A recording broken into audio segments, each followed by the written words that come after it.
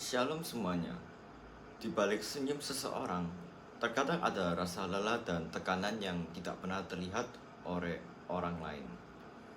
Masalah keluarga, tekanan sekolah, pekerjaan, perasaan gagal, kehilangan orang terdekat, hingga rasa kesepian dapat membuat seseorang merasa putus asa. Saat ini, isu kesehatan mental dan bunuh diri semakin sering dibicarakan, terutama di kalangan remaja dan anak muda. Namun, masih banyak orang yang takut membahasnya karena dianggap tabu atau memalukan. Sebagian orang berpikir bahwa agama hanya akan menghakimi orang yang memiliki pikiran untuk bunuh diri. Padahal banyak ajaran agama sebenarnya mengajarkan tentang kepedulian, kasih, dan pentingnya mendampingi orang yang sedang mengalami kesulitan hidup. Dalam video ini kita akan mencoba memahami sudut pandang Kristen mengenai bunuh diri dan nilai kehidupan manusia.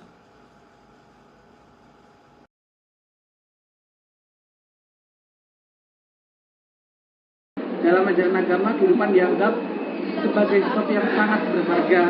Hidup bukan hanya sekedar tentang bertahan atau menjalankan aktivitas sehari-hari, tapi memiliki arti dan tujuan yang penting. Karena manusia diajarkan untuk menghargai hidup, baik hidup dirinya sendiri maupun hidup orang lain.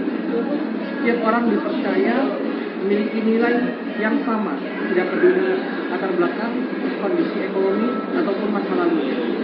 Pandangan ini membuat bunuh diri dianggap bukan sebagai solusi dari kehidupan. Banyak sekali rumah ibadah yang mengajarkan bahwa setiap orang merasa ingin menyerah. Hal yang paling dibutuhkan bukan melainkan dukungan dan pertolongan.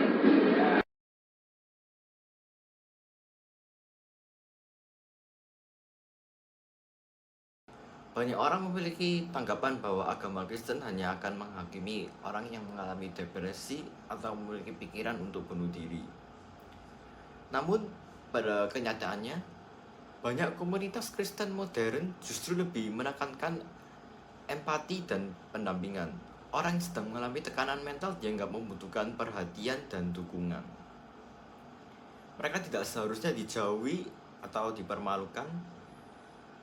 Di beberapa gereja sudah mulai ada pelayanan konseling, kelompok pendukung, dan edukasi kesehatan mental untuk membantu jemaat yang sedang mengalami kesulitan hidup.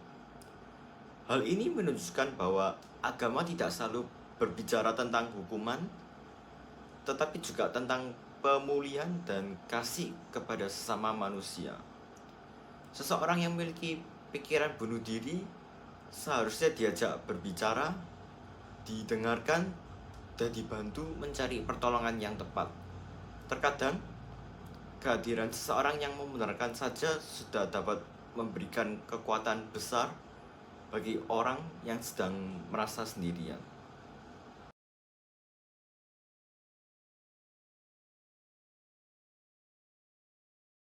Kristen mengajarkan bahwa tidak ada manusia yang harus menghadapi masalah seperti itu.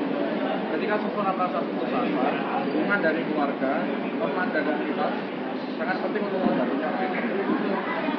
Ajaran kasih dalam Kristen mendorong umatnya untuk peduli kepada orang yang sedang menderita.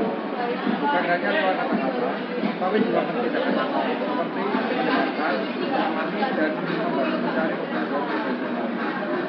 Banyak gereja saat ini juga mulai mengajarkan anak muda untuk lebih terbuka mengenai kesehatan mental mereka. Tujuannya yaitu adalah agar orang yang tidak mengalami depresi tidak merasa sendirian atau takut. Selain itu, agama Kristen juga mengajarkan tentunya harapan. Walaupun hidup terkadang penuh dengan hal dan kesulitan, selalu ada kesempatan untuk bangkit kembali dan menyembuhkan. Hanya orang yang pernah mengalami masa-masa sulit akhirnya dapat melewatinya karena adanya dukungan dari orang-orang di sekitar. Pesan inilah membuat banyak orang merasa lebih kuat ketika menghadapi masa-masa sulit dalam hidup mereka. Kehadiran keluarga, sahabat, dan komunitas beriman dapat membantu seseorang bahwa hidupnya masih memiliki masa depan yang sangat cerah. Melalui pandangan Kristen, kita dapat memahami bahwa kehidupan manusia memiliki arti yang sangat penting. Bunuh diri dipandang bukan sebagai solusi, tetapi sebagai tanda bahwa seseorang membutuhkan dukungan, perhatian, dan harapan.